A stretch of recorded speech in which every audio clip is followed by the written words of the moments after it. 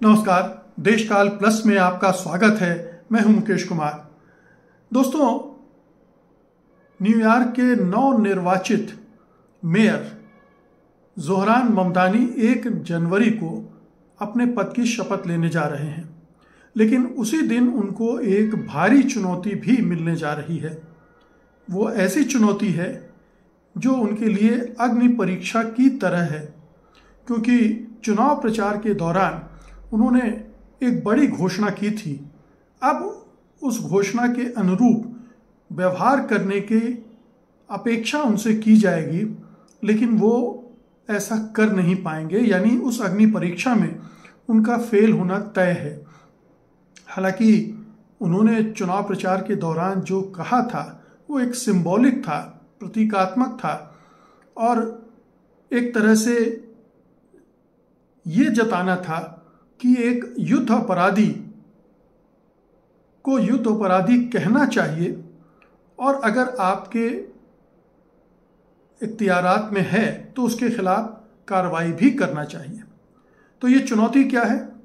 चुनौती ये है कि चुनाव प्रचार के दौरान ज़ोहरान ममदानी ने कहा था कि अगर इजरायली प्रधानमंत्री बेन्यामिन नेतन्याहू न्यूयॉर्क आएंगे तो वे उन्हें गिरफ्तार कर लेंगे, उनकी गिरफ्तारी के आदेश देंगे। ये गिरफ्तारी के आदेश क्यों देंगे?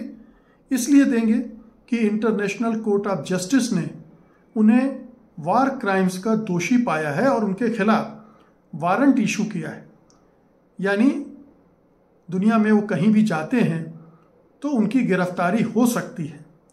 लेकिन क्या अमेरिका में गिरफ्तारी हो सकती है, जहां पर डोनाल्ड ट्रंप उनके प्रशंसक भी हैं, समर्थक भी हैं, उनकी नीतियों का पुरजोर समर्थन करते रहे हैं, जो वो फिलिस्तीन में कर रहे हैं, गजा में कर रहे हैं, वेस्ट बैंक में कर रहे हैं, जिस तरह के अत्याचार, जिस तरह का कत्ले आम उन्होंने किया है, उसको ट्रंप सरकार लगातार समर्थन देती रही है।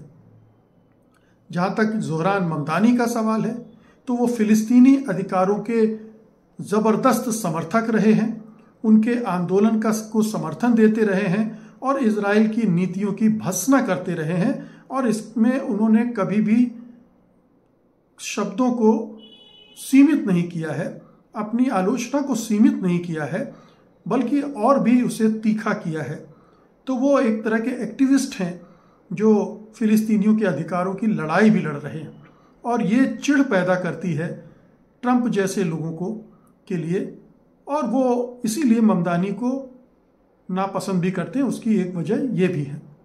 बहरहाल, अगर 1 जनवरी को नेतन्याहू आते हैं, उन्हें रिपब्लिकन पार्टी की एक नेता है, न्यूयॉर्क सिटी काउंसिल की वुमेन इन्ना वर्निको, इन्होंने उन्हें न्योता भेजा है, और अभी तक जो खबरें आ रही हैं उसके मुताबिक वो यानी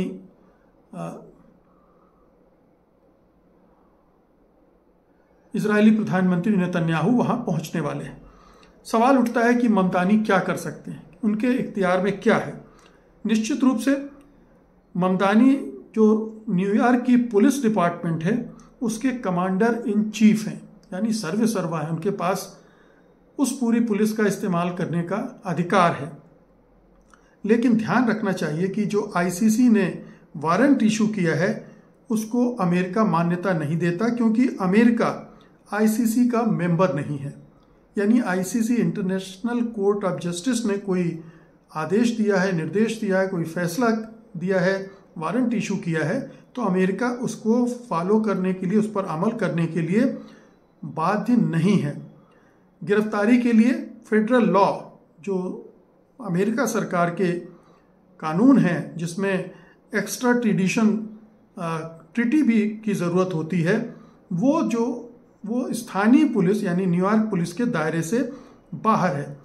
फिर नेतन्याहू ऐसे तो नहीं चले आएंगे, उनके साथ इजराइल की सिक्योरिटी फोर्सेस होगी, जो जाहिर है कि किसी भी गिरफ्तारी का विरोध करेगी, उसे रोक देगी, और अगर तब भी ममदानी की पुलिस कुछ करना चाहेगी तो ये डिप्लोमेटिक इम्यूनिटी का उल्लंघन होगा जो नेतन्याहू को प्राप्त है। तो ये तो सीमा है।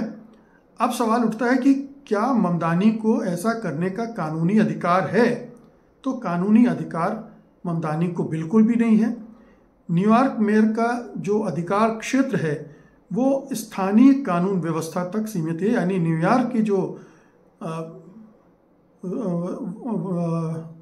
क्या कानून व्यवस्था है उसको वो देख सकते हैं, उसके बाहर नहीं जा सकते, और अंतर्राष्ट्रीय वारंट वगैरह को लागू करने का अधिकार भी उनको नहीं है। फिर सवाल उठता है कि अगर वह ये करना भी चाहें तो क्या ट्रंप उन्हें ऐसा करने देंगे? क्योंकि ट्रंप अमेरिका के राष्ट्रपति हैं, इजराइल के समर्थक हैं, नेतन्याहू के समर्थक हैं, तो जाहिर है कि ट्रंप उन्हें बिल्कुल भी ऐसा नहीं करने देंगे। उन्होंने आईसीसी को एंटी सेमिटिक कहा है और नेतन्याहू के साथ घनिष्ठ संबंध हैं उनके। फेडरल स्तर पर हस्तक्षेप करके ट्रंप NYPD यानी न्यूयॉर्क पुलिस डिपार्टमेंट को रोक सकते हैं और ममदानी पर दबाव भी डाल सकते हैं। तो ये तो ट्रंप के हाथ में है।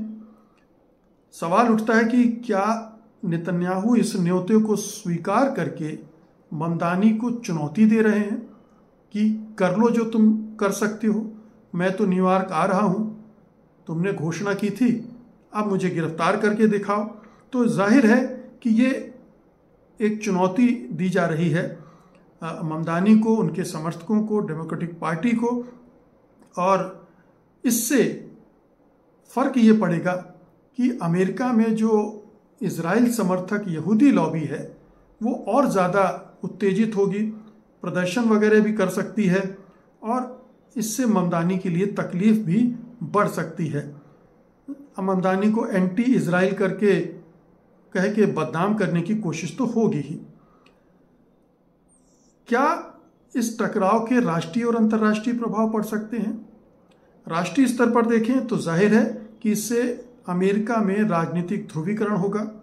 जो फिलिस्तीन समर्थक हैं वो ज़्यादा और उत्साहित होंगे, और उधर जो इजराइल समर्थक हैं वो इजराइल के लिए लामबंद होंगे। तो एक तरह का ये टकराव दोनों तरफ की शक्तियों के बीच हो सकता है।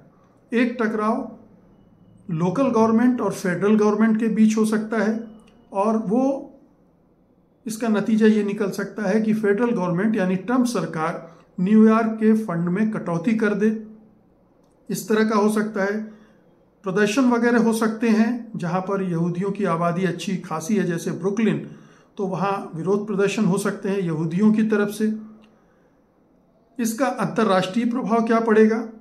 अंतर्राष्ट्रीय प्रभाव जाहिर है ये पड़ेगा कि अंतर्राष्ट्रीय स्तर पर फिलिस्तीनी जो मुद्दा है वो और गर्माएगा। प्रो पैलेस्टाइन आंदोलन को एक और बूस्टर डोज मिलेगा, लेकिन जवाब में इजराइल के समर्थकों का कैंपेन भी आकार लेगा, वो भी तेज होगी। डिप्लोमेसी के स्तर पर अगर देखें तो नेतन्याहू की यात्रा यूनाइटेड नेशंस या अन्य मीटिंग से भी जुड़ी हो सकती है, और अगर वो इन मीटिंग्स के लिए आ रहे हैं और इस तरह का टकराव होता है तो जाहिर है कि ये विश्व स्तर पर इससे तनाव बढ़ेगा। तो साफ है कि ममदानी की अपनी सीमाएं हैं। वो उन्होंने चुनाव प्रचार के दौरान कह ज़रूर दिया होगा, लेकिन करना उनके वश में नहीं है, और अगर फिर भी वो कुछ करने की कोशिश करेंगे तो ये उनके लिए भी नुकसानदेह हो सकता है, उनकी पार्टी के लिए भी नुकसानदेह हो सकता है, और ट्रंप और उनकी पार्टी इस मुद्दे को भुनाने की भरपूर कोशिश करेगी। तो शायद ममदानी उस प्रतीकात्मक विरोध को इस स्तर तक ले जाना पसंद नहीं करेंगे, और हाँ, ये ज़रूर कर सकते हैं कि उनके आने पर वो अपने स्तर पर बयान भी जारी करें, अपने स्तर पर विरोध भी प्रकट करें, और अपने समर्थकों से भी विरोध करने का आह्वान करें, या और भी तरह से वो नेतन्याहू के न्यूयॉर्क आगमन का विरोध कर सकते हैं और एक मैसेज दे सकते हैं दुनिया भर को फिलिस्तीन के समर्थन में, नेतन्याहू की जो अत्याचारी राजनीति है उसके विरोध में। बहुत बहुत शुक्रिया आपका। धन्यवाद। नमस्कार।